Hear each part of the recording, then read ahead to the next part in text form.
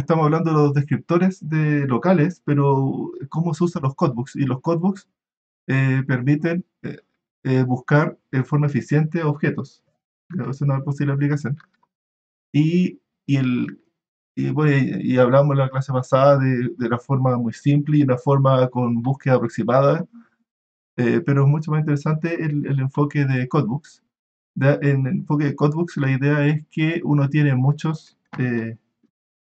trocitos de imagen parecidos y todo esto, y uno va a hacer un clustering y aquí va a aparecer, no es que no haga eso, sí, ojo, no hace clustering de trozos de imagen, sino que no hace clustering de los descriptores de esos trozos de imagen. ¿Ya? Un- Aquí para cada uno de ellos hay un vector de dimensión 128, el descriptor shift, y uno tiene muchos de eso y uno calcula el vector shift promedio. ¿Ya? Y en realidad para todos uno calcula un clustering, ¿ya? Y eso es lo que se llama el vocabulario visual. Más gráficamente, cada uno de estos puntitos azules sería un vector de este es un vector shift. Este es el espacio de 128 dimensiones. Entonces uno calcula un clustering y aparecen estas cosas, puntos rojos de ahí, que son los centroides, y esto de aquí es una palabra visual. Y el conjunto eh, de las letras sería el A, B, C del conjunto A, B, C, etcétera, hasta H, I, J, K, no hay K, hasta el J. Eso es el vocabulario visual. ¿Ya?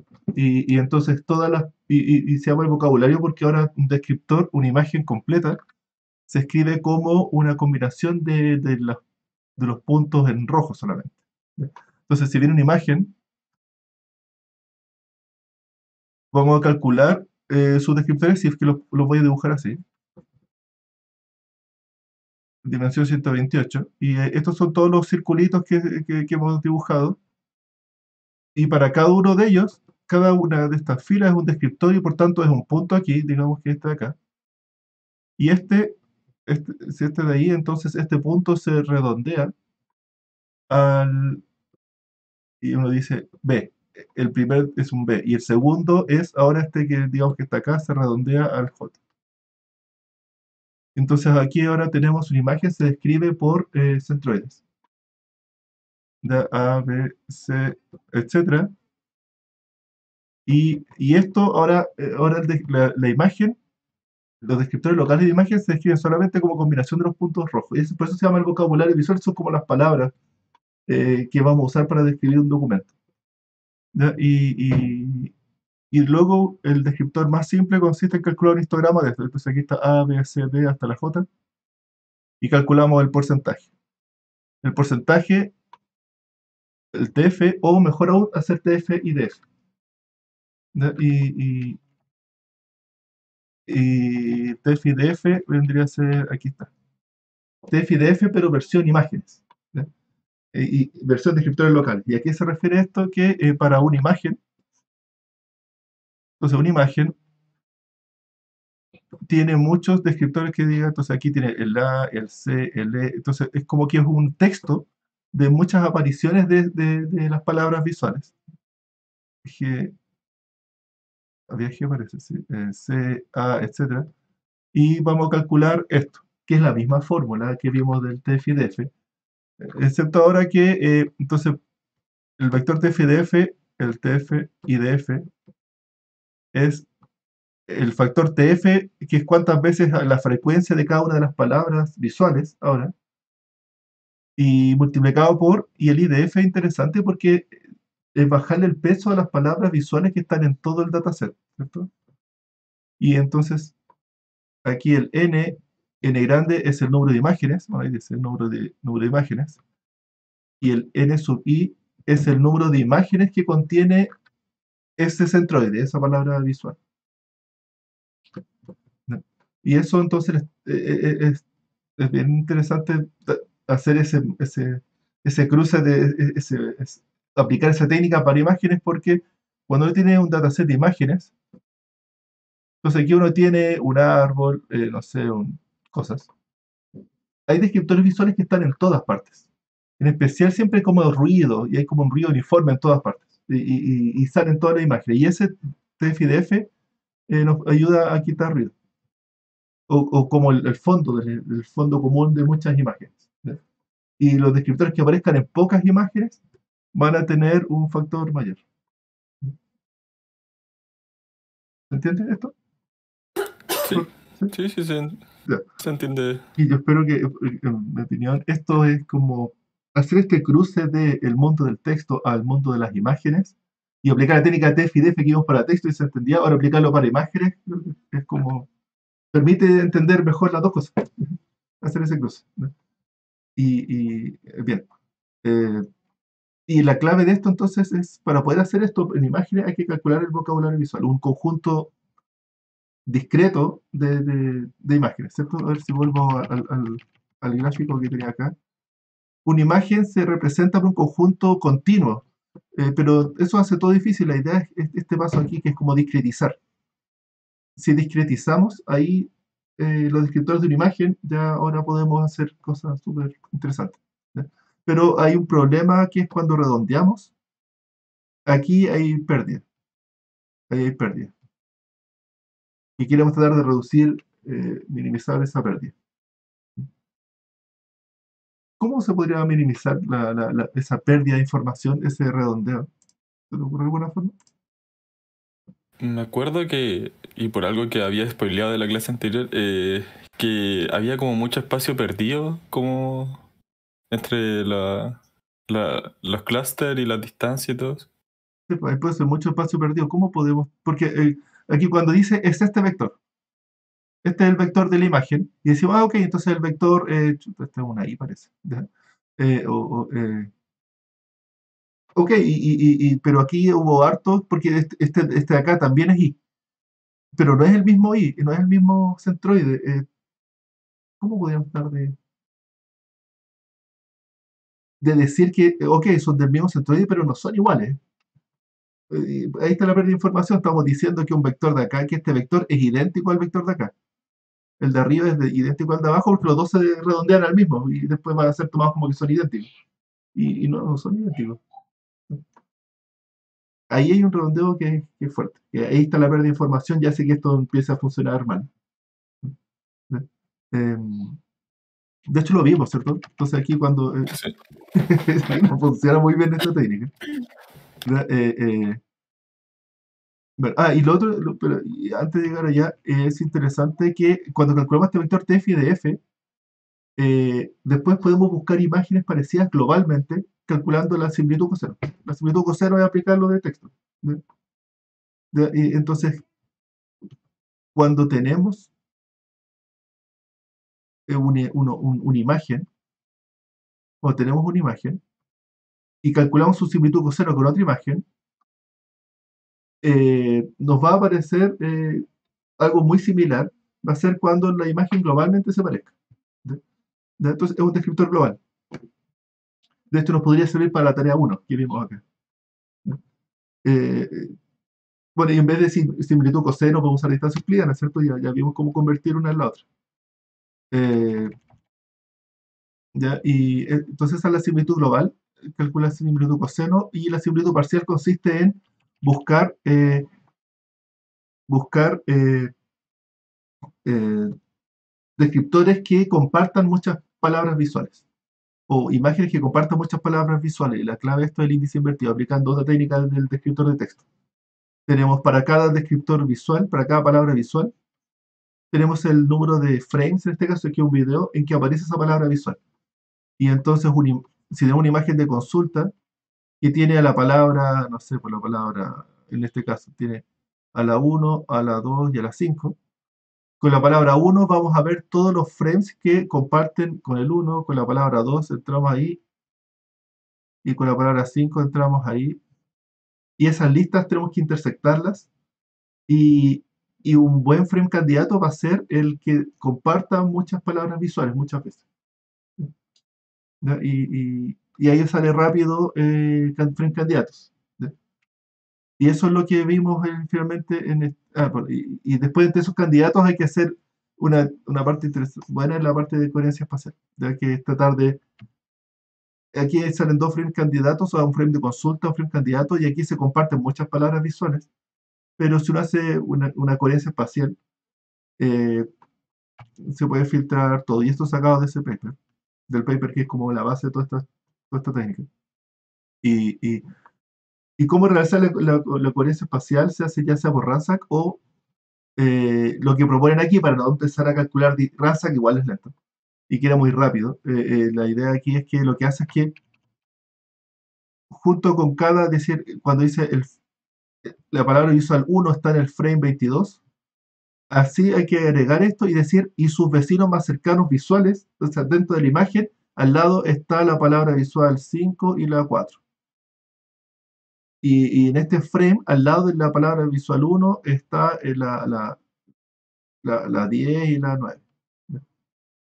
Y entonces aquí cuando calculamos palabras visuales decimos aquí está el 1, pero además tenemos que decir con cuál es vecino. Entonces la palabra visual 1 que estaba acá está de vecino el 2 y el 7.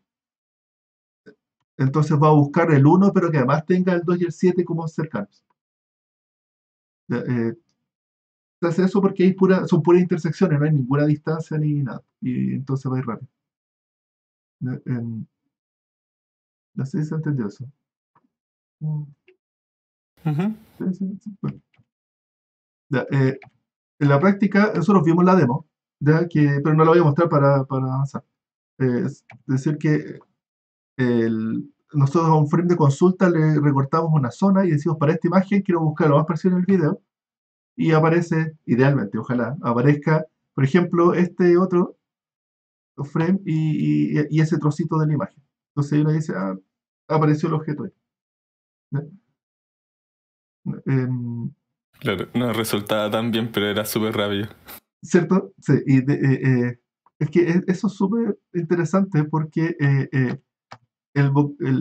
¿por qué iba rápido? ¿Qué es lo clave? De por qué, al menos en mi opinión, mágico, es la velocidad que uno puede lograr en buscar en un video, y no solo en un video, sino que en muchos videos. ¿Ya? O sea, cientos de horas de video uno podría buscar a un tiempo, pero instantáneo. De hecho, por eso el paper inicialmente se llama Video Google, porque es como que uno buscara en Google, pero visualmente. ¿Ya? No, porque aplicar las técnicas de texto para búsqueda de imágenes. ¿Ya?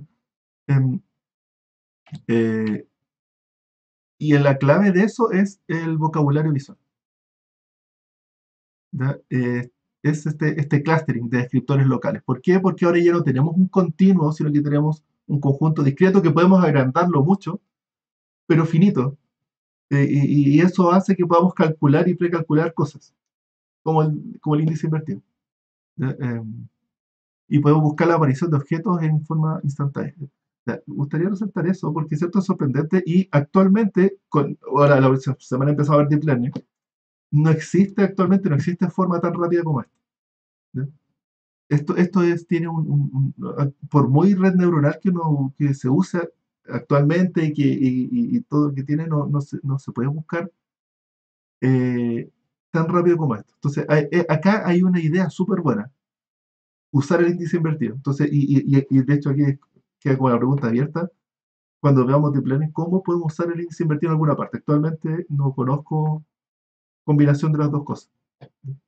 ¿Ya? Porque hay temas abiertos. ¿Ya?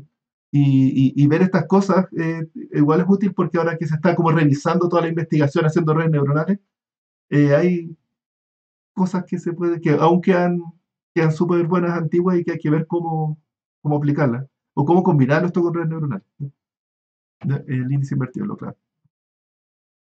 Tiene que haber algún trabajo actual, me imagino, si eso está. Pero al menos no ha salido, no lo he visto. Y lo otro interesante de esto es que calculamos un descriptor global como agregación de descriptores locales. ¿Ya?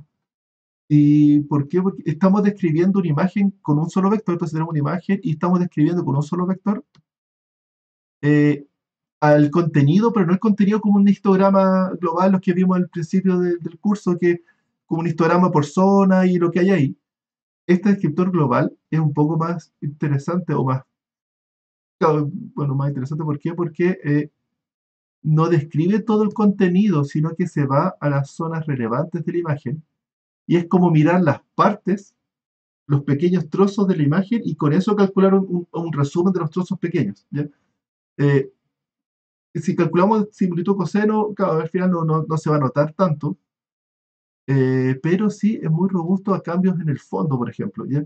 Y como estamos reuniendo información detallada de la imagen, nos sirve para otros problemas.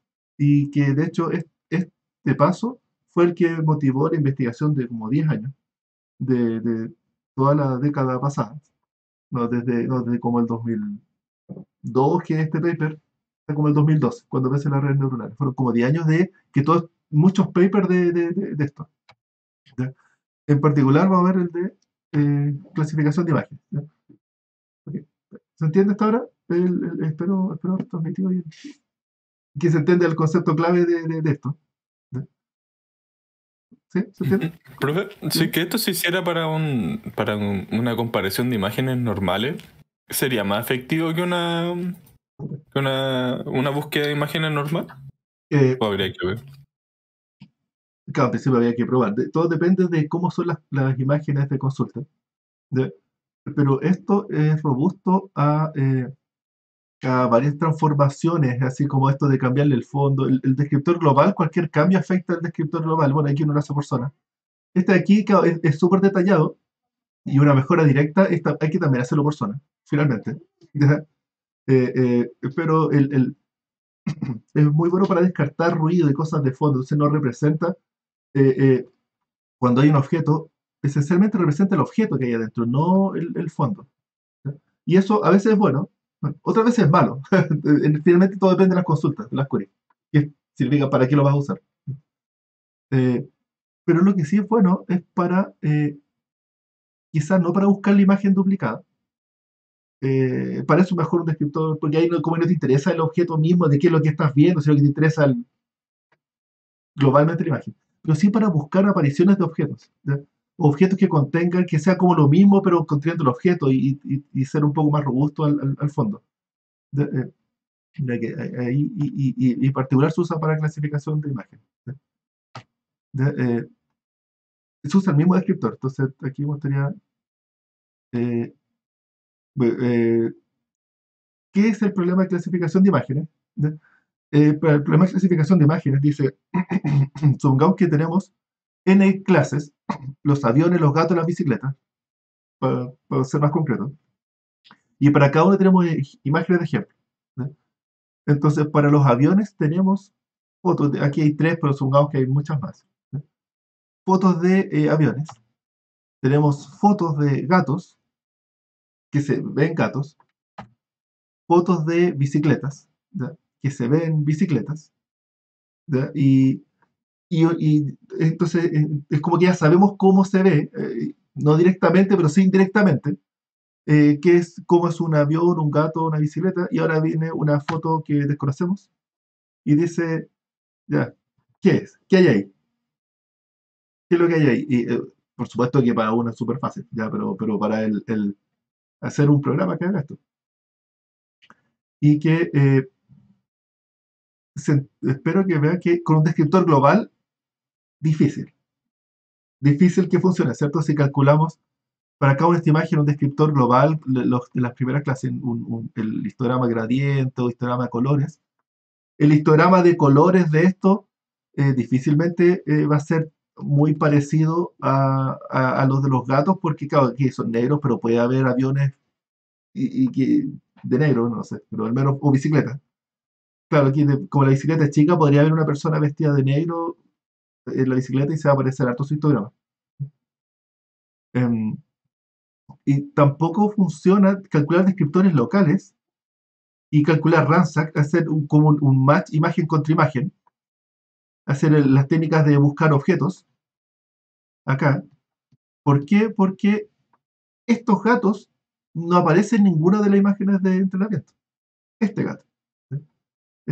¿Cierto? Cuando usamos descriptores locales y Ransack y tratar de hacer los match entre trozos de imágenes, uno está buscando el mismo objeto que está en la consulta, pero y aquí no es que queramos buscar estos, perdón, estos dos gatos. Queremos un gato y un gato de una forma un poco más conceptual, ¿cierto?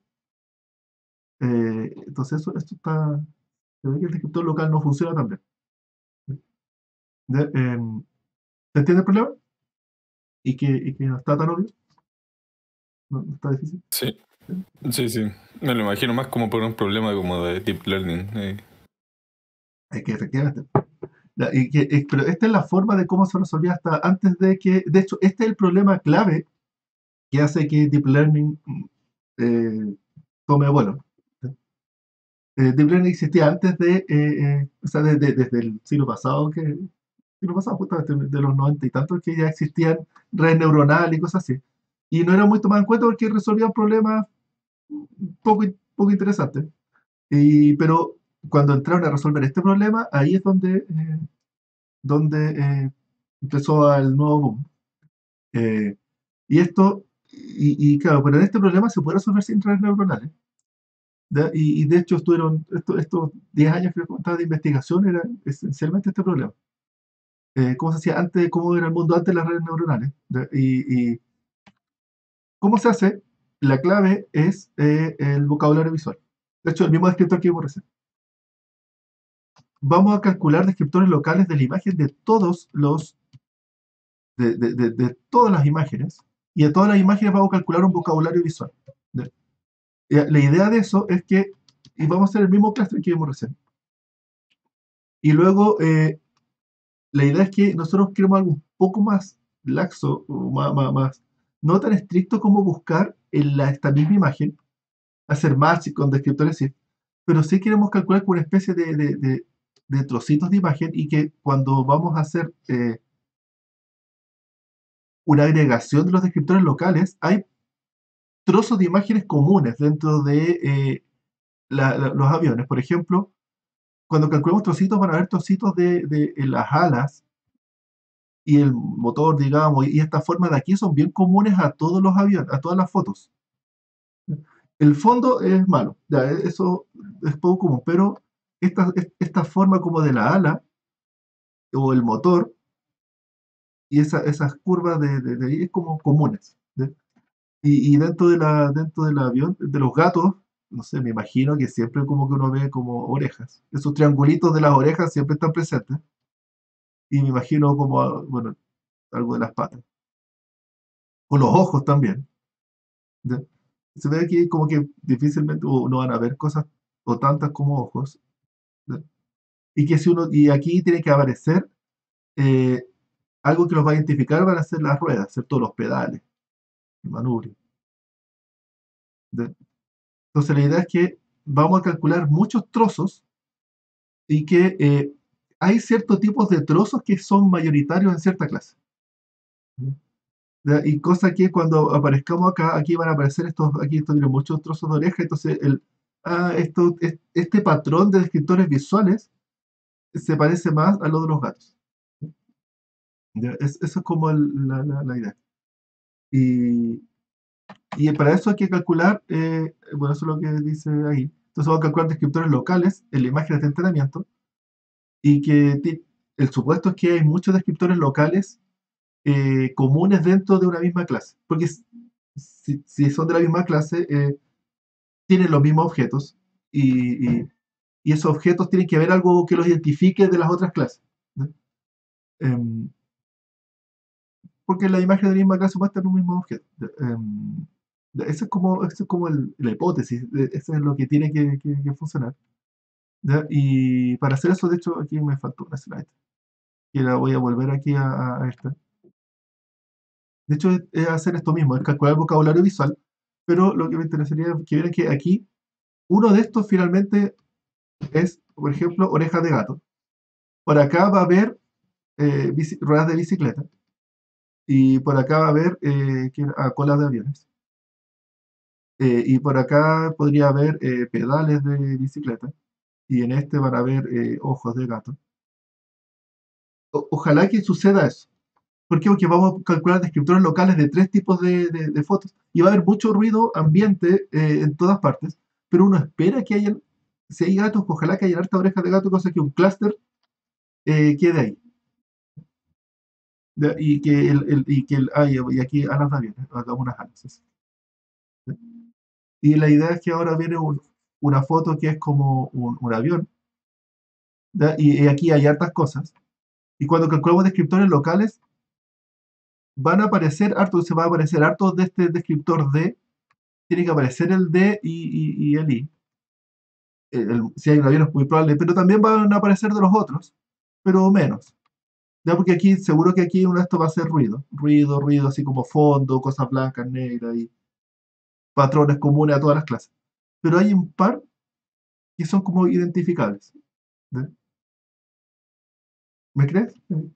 Entonces, ahí también habría que, convendría hacer como un TF y DF y por lo menos añadirle como un peso a los que más se repiten, Ya, que sería mayor en este caso en vez de como descartarlo. Entonces no sé, no convendría IDF.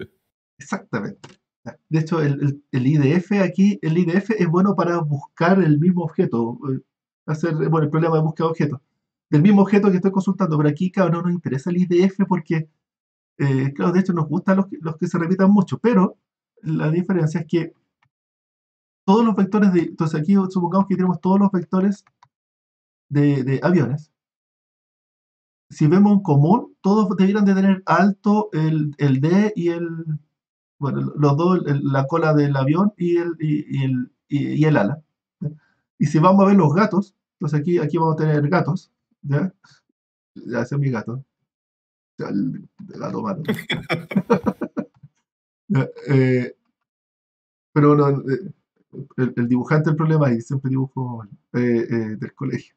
Eh, entonces aquí vamos a tener hartos descriptores locales en las orejas y en las zonas del gato, y aquí van a ver otro patrón, que son los comunes. Y aquí también, ojo que aquí también va a haber ala de avión, ala y cola, en esta dimensión de acá, pero debiera ser menor.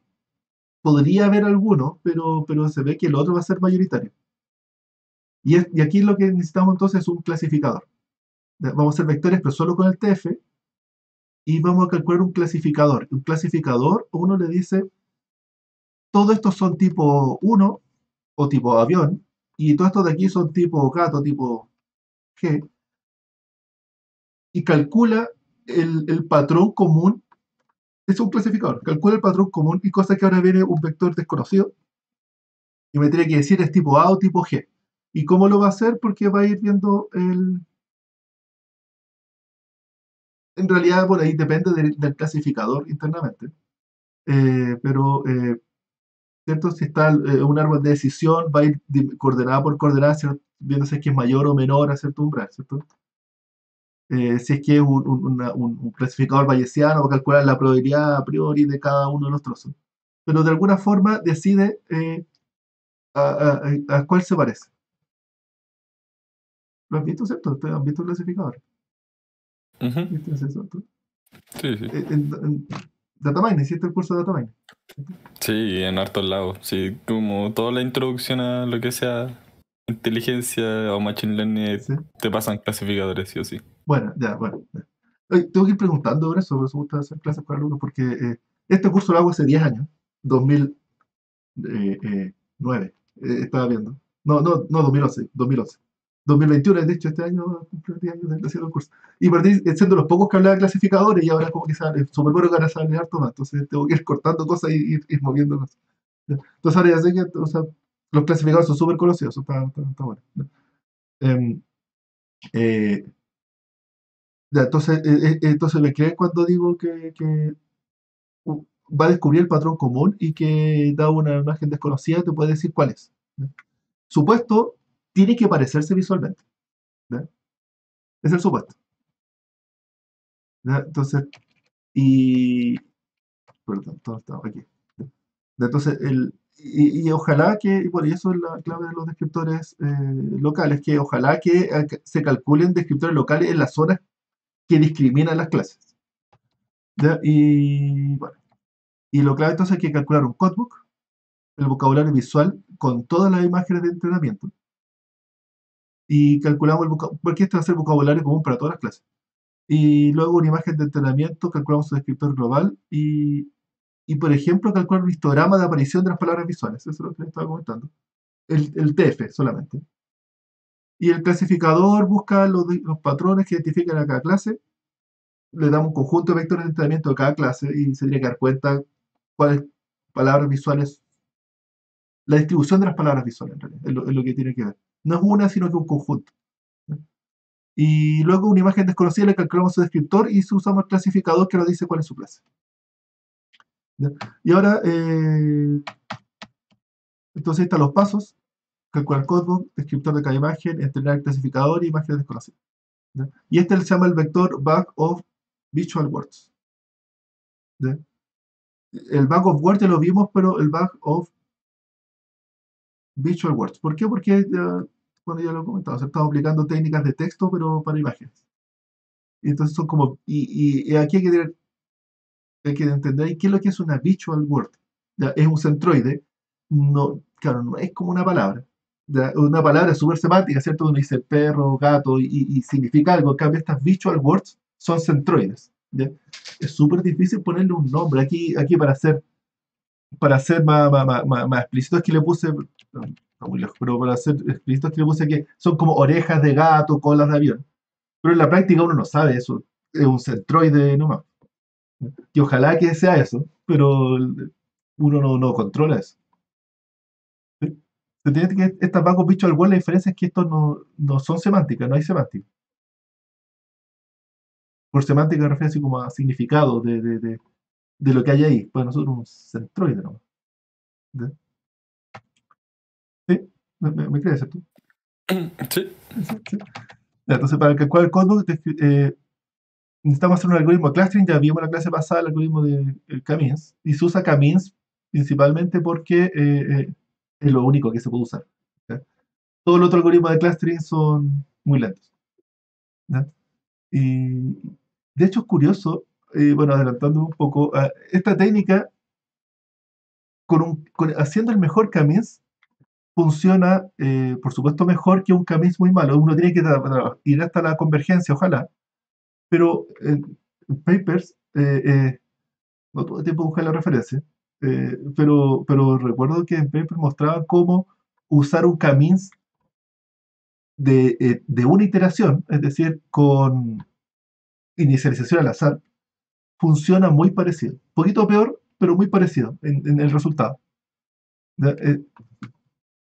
A ver, me falta esta figura. Voy a ponerla acá. ¿Ya? Cuando van haciendo investigación se dan cuenta que esto que les estoy comentando de los trocitos de imágenes, la verdad es que no necesitaba un clustering, sino que en realidad basta con hacer con unos puntos al azar y hacer palabras visuales como de cualquier forma, pero al azar, pero cierto número. ¿Ya? Su resultado es muy parecido a ir a ponerlo exclusivamente en el centroide. ¿Ya? Su resultado es muy parecido. ¿Ya? ¿Cuál podría ser la conclusión de eso? Es curioso porque uno dice hay que calcular clustering y uno entiende, el clustering, porque la palabra que más se repite y todo, pero después uno se da cuenta que en realidad el clustering no es necesario. ¿Qué es lo clave entonces? ¿Por qué funciona esta técnica? Puede No, ser porque en verdad no se forman muchos grupos así es, y así es, más que nada se busca representatividad de los puntos. justamente.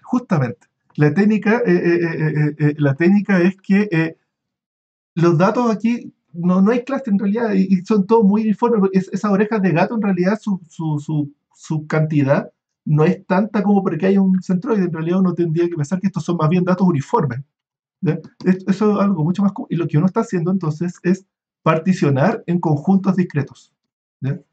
Y luego una imagen que tiene un conjunto de puntos uniformes acá, lo vamos a escribir en función de una base discreta. ¿Ya? Y esa es la clave.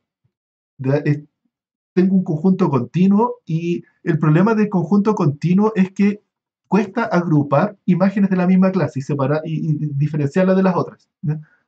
Pero si creamos una base común a todos, que es el vocabulario visual, queda lo mismo, así que ojalá que sea lo más representativo, pero la verdad que ese no es el poder de esto. El poder es crear un lenguaje común a todos y ahora todos se van a escribir que ahora todos se van a, entonces tenemos un conjunto que es el vocabulario visual, y todos se van a escribir en función de ese vocabulario visual común. Y ahora sí podemos comparar imágenes. ¿Ya? Y ahí es donde viene, por eso se llama codebook, porque ahora una imagen es como que se codifica en función de este vocabulario visual común. Es una base, es como una especie de cambio de coordenadas, ¿ya? De un sistema de coordenadas más común a toda la imagen. ¿Me creen? ¿Me creen? ¿Se entiende? Sí, sí. Sí, sí. Sí. O sea, eso, ya, espero que eso es lo clave de los codebooks, y que entonces, y entonces eso de palabras visuales en realidad es mentira. O sea, es un término más para entenderlo, ¿ya? Pero, y se lo explico así porque es como así como en la literatura, pero en la práctica no es que sean palabras visuales, sino que son centroides y una base artificial que uno crea para poder comparar las imágenes, ¿ya? ¿Ya? Yo creo que eso es clave para entender ahí de qué van todas estas técnicas, ¿ya? Y entonces lo que hay que hacer es que un modelo es clave entonces el número de centroides. ¿Ya? ¿Por qué? Porque finalmente uno tiene millones de vectores y si uno lo hace muy grueso, cuatro vocabulario visual de tamaño 4, hay mucho redondeo, porque es como que lo estoy reduciendo a dimensión 4 y cualquier distribución de imágenes va a quedar a 4 dimensiones, entre comillas, ¿sí? Entonces aquí la verdad es que eso tiene que ser lo más alto posible. De hecho, en todos los experimentos de estas técnicas muestran que ojalá miles, en realidad la conclusión es haga lo máximo que pueda, el máximo posible, que usualmente es del orden de miles, 1000 a 10.000.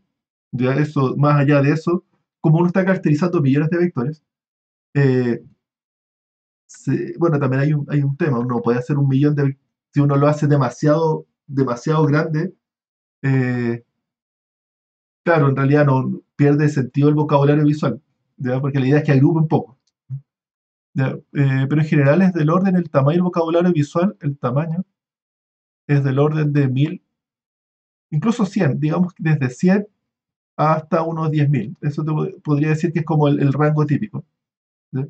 Más que eso, claro, queda muy grande. ¿Por qué? Porque ya usualmente se clusteriza en un par de millones de vectores, ¿sí?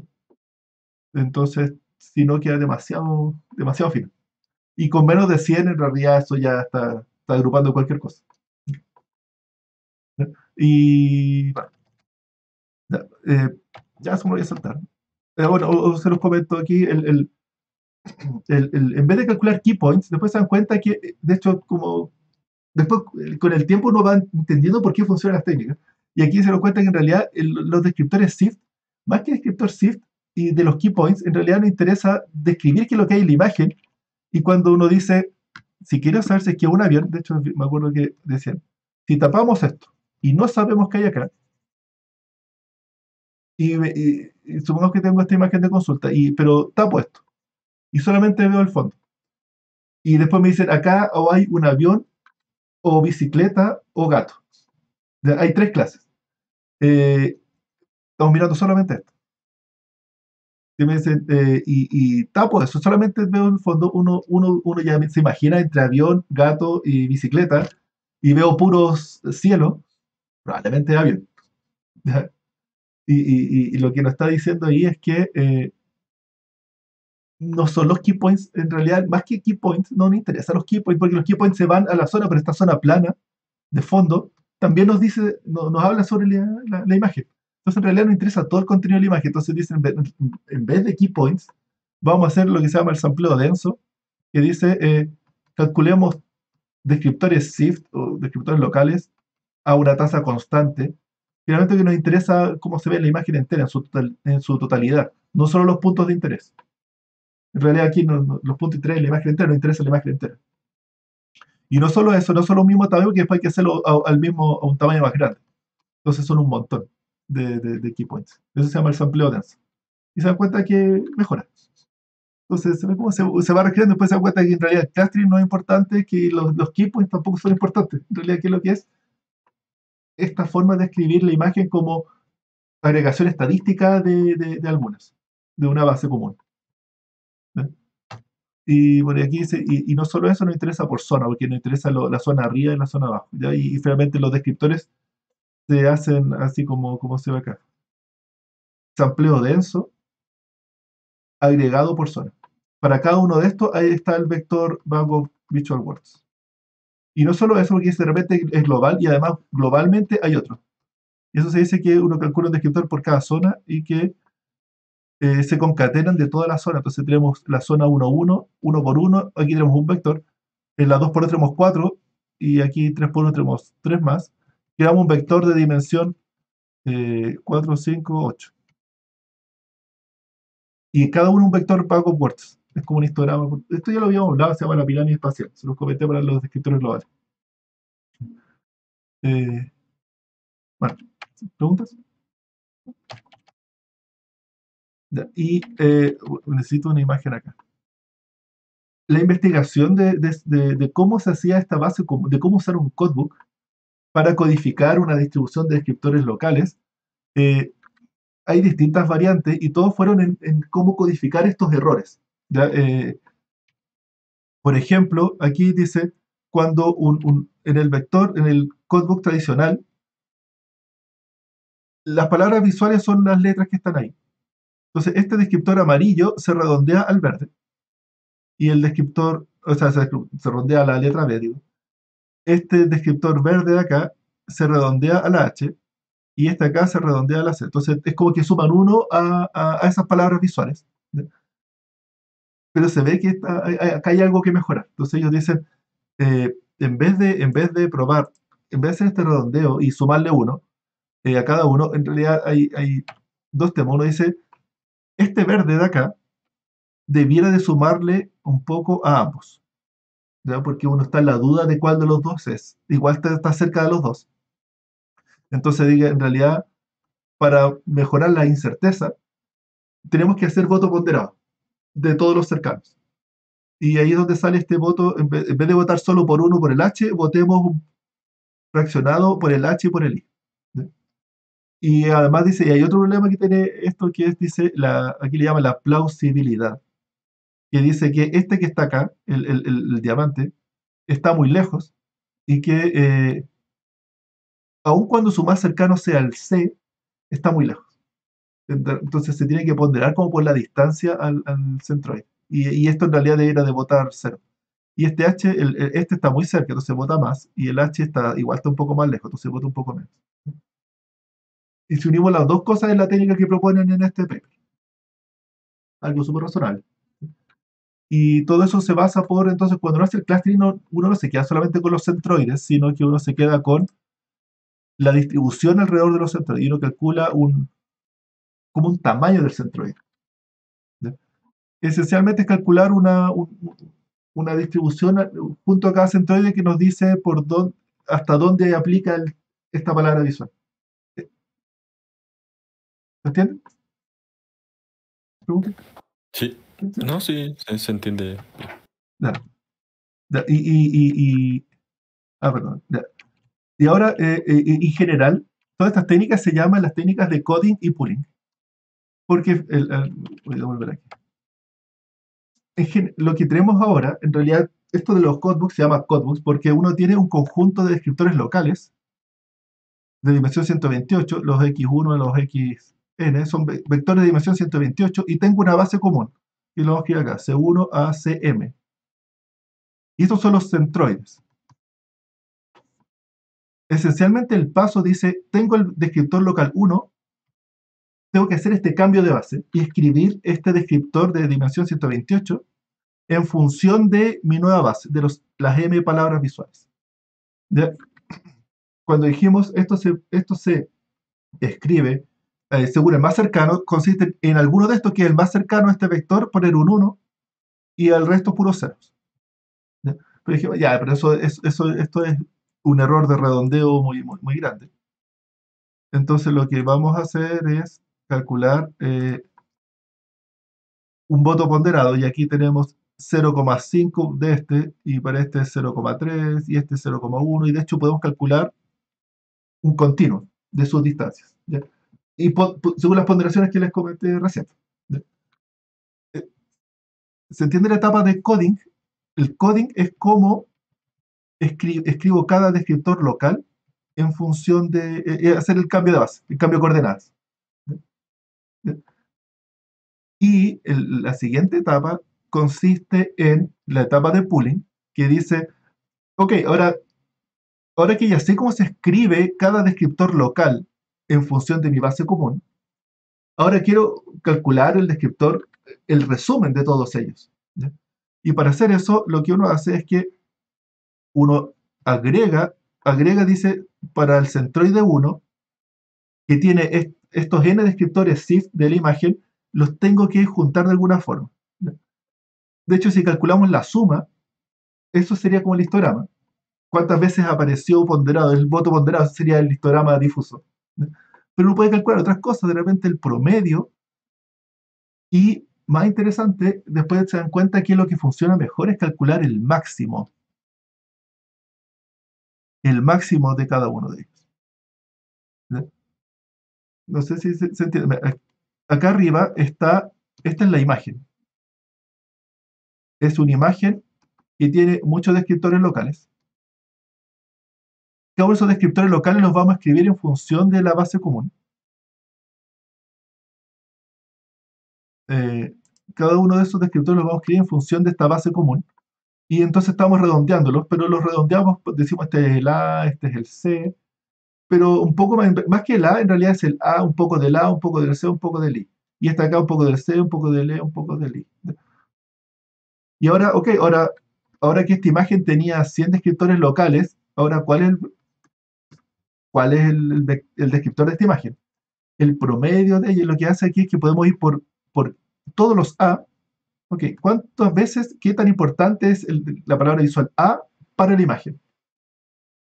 ¿Ya? Y ahí es lo que el promedio o la suma, algo típico. ¿Se entiende el promedio, la suma, ¿cierto?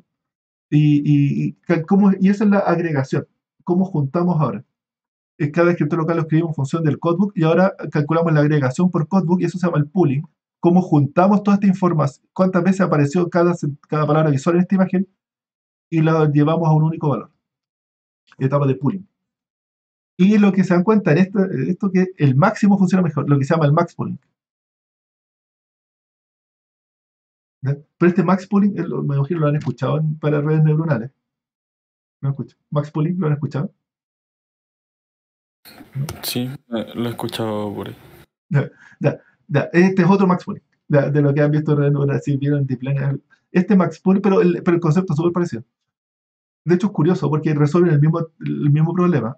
Y el max pooling dice, tomemos el máximo de ellos, es decir, para esta imagen, ¿cuál es la idea? Es que como tenemos ahora codebooks muy grandes, queremos saber si es que aparece o no una palabra. ¿Ya?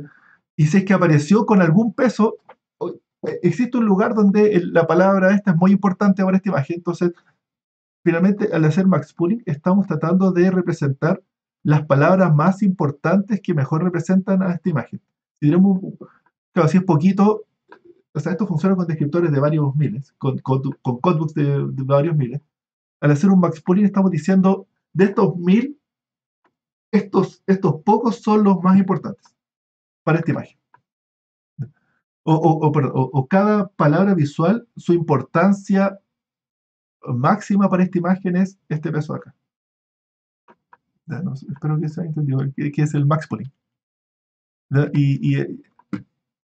Bueno, y eso de ahí, al menos espero que vean estas dos etapas, la etapa de coding y de pooling. Cada descriptor local se codifica, es como se escribe en la base del nuevo codebook, coding, y el pooling consiste en, para cada centroide, calcular finalmente para la imagen. Este es para la imagen. ¿Qué tan relevante es cada centroide para la imagen? Y este es el descriptor. Y el average pooling y max pooling son dos técnicas. Bueno, por ejemplo, aquí lo que mostraron es que en vez de en el average pooling, dicen, en vez de calcular ni promedio ni máximo, dice, para no perder toda esta información, porque tenemos n números y los n los vamos a juntar en uno solo, ¿qué tal si usamos un poquito más? En vez de colapsarlos en un solo número, calculemos un histograma de ellos y hacemos un pequeño histograma de los números de acá. Entonces ahora por centroide no tengo un valor, sino que tengo un pequeño histograma de Bevians, de esos Bevians. Entonces ahora para el descriptor de la imagen es para cada palabra visual desde 1 hasta acá, tengo un histograma de apariciones de cada palabra visual. Entonces ahora es un vector aquí no dice, K por B. En vez de decir un número, estamos diciendo un pequeño histograma. No sé si lo ven. ¿Se ve? ¿Preguntas? ¿Se entiende? No habría no habría mucha no saturación, no, como demasiada información en... Claro, este B no puede ser muy grande, no puede ser un histograma de dimensión 32. De hecho, ellos hablan de un histograma de dimensión 3, 4, a lo más. Les ponen 4 veces más números y de hecho ellos muestran cómo, ese paper muestran cómo ahora en vez de poner un número por palabra visual, ponemos 4 números y mejora, levemente, pero mejora. Es un paper, de hecho es un paper. No es que ahora sí se resolvió todo, no, le ganamos por un pequeño margen a la técnica sin esto. Entonces esto, claro, ¿será la mejor idea? No sé, pero le gané. Cientos de papers, miles de papers sobre eso. No sé, diría que la mayoría de los papers de computación son así. Y un descriptor que le va muy bien se llama el descriptor BLAD, que dice cada vector se redondea y estos errores de redondeo los vamos a ir sumando.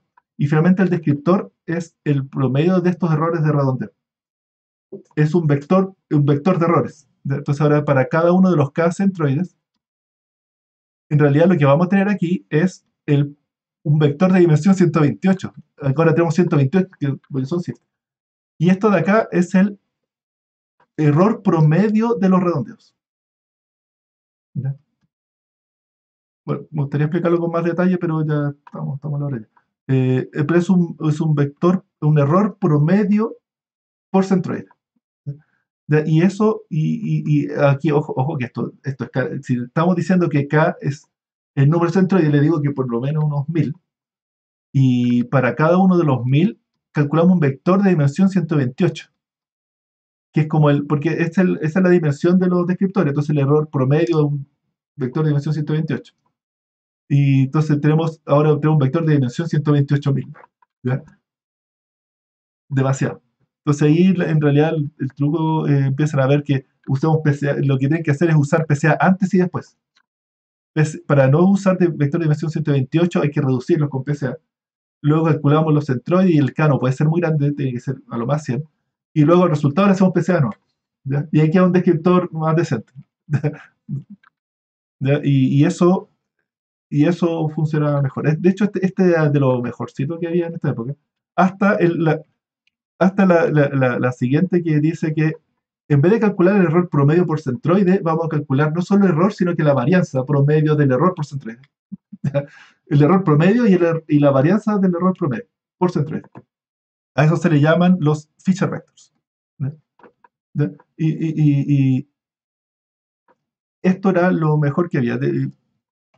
Ya no voy a tener tanto, pero la idea es que en la etapa, el pooling, el coding es esencialmente lo mismo. El pooling dice, tenemos que calcular la probabilidad, que es como la distancia, el primer valor, que era como la distancia promedio para cada centroide, y luego el promedio de los errores, que era el BLAT, que vimos recién, y luego otro vector que ahora se le llaman los momentos, y el momento de primer orden y el momento de segundo orden, las varianzas, porque van elevados al cuadrado los errores ahora. Bueno, por último, después, ahí, de hecho, me falta grabar el video base de esto, ahí lo explico con más detalle. Pero espero que vean que el feature vectors era lo mejor, era el estado del arte hasta que apareció una red convolucional. Entonces queda como que espero hoy brevemente que hayan visto de qué se va, los codebooks y esto. Y que estas técnicas, aun cuando actualmente para clasificación de imágenes no funcionaban tan bien, vamos a ver cuando hablamos de redes convolucionales, hay muchas, en especial todo el codebook se ve que es una técnica que escapa a una técnica más universal y que después se empiezan a mezclar con redes neuronales, ¿ya? Y creo que ahí hay como unas buenas ideas, como el índice invertido también, ¿ya? Que se pueden usar y que hay que tenerlo dentro del pool de herramientas de búsqueda de multimedia, ¿ya? Ya, y esto me lo salto, y finalmente todas estas áreas son hartos papers, ¿ya? De hecho, tantos papers que en general en el curso le hacía leer papers, ¿ya? Pero ahora versión en línea no creo que funcione. Pero aquí hay hartos papers y ahí es donde íbamos viendo el estado del arte, y porque no les puedo comentar de todos los papers. Entonces cada uno leía un paper y les voy a dejar, aquí hay una lista. De hecho, debería publicarlo porque tengo una lista de papers comunes que eran los que usamos para las presentaciones de papers. Los voy a dejar por si les interesa mirar los papers. Eso. ¿Preguntas? Estuvo. Me imagino que fue interesante la competencia de como, mira, yo saqué un paper, tiene mejor búsqueda. Y luego, no, mira, yo saqué otro. Como que iban sacando mucho. Es que, pero lo dices Como la- como que en el pasado, es que todavía eso es actual, eso es la ciencia y la computación. Actualmente, Ah, bueno. eh, eh, eh, es que mira, de hecho, aquí yo tenía una, pero no tuve tiempo. Aquí yo tengo quería hablarles sobre cómo es la ciencia de la computación. Yo creo que se lo hablo la próxima semana. ¿Qué es lo que es la ciencia de la computación? Porque yo creo que hay que presentarse. Yo estudié computación, salí de la carrera sin saber lo que era ciencia de la computación. Cuando entré de vuelta, hice doctorado, ahí entendí bien qué carrera había estudiado, cómo era investigar en la carrera. ¿No? Se los comento para la próxima clase. Y para entender todos los papers y esto que dices tú, que eh, la investigación en computación es puro ganarle al otro, de alguna forma. Y ganarle, pero en buena lid, así como en ideas. Sí, con ciencia. Y claro, haciendo ciencia, no.